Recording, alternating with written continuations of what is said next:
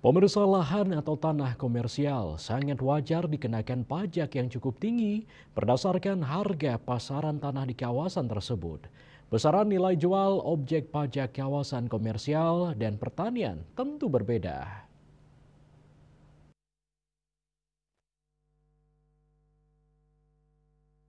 Pemkab Badung terus gencar mendata lahan pertanian yang beralih fungsi menjadi lahan komersial.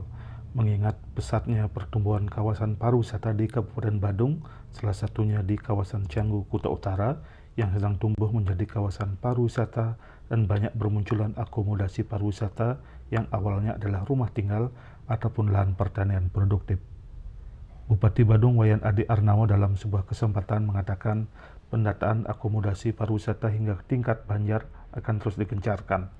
Lahan komersial yang awalnya adalah pertanian atau rumah tinggal pribadi, tentu pajaknya tidak lagi 0%.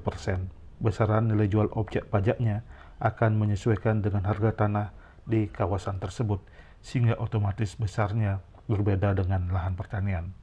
Lahan pertanian produktif pajaknya tetap 0% sebagai upaya untuk melindungi pertanian, menjaga ketahanan pangan, dan mencegah alih fungsi lahan.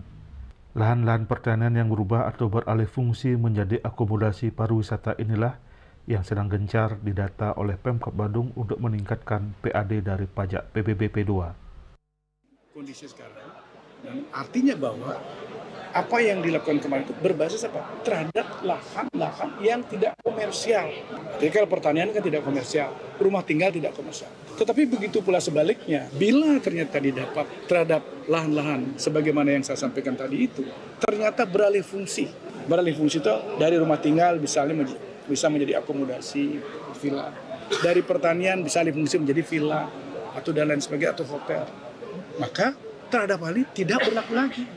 Jadi ini tetap menjadi objek pajak. Jadi tidak dikenakan seperti yang saya sampaikan yang tertuang di dalam Perbub 89 2012 maupun Perbub 24 tahun 2017. Riyaso Bali TV.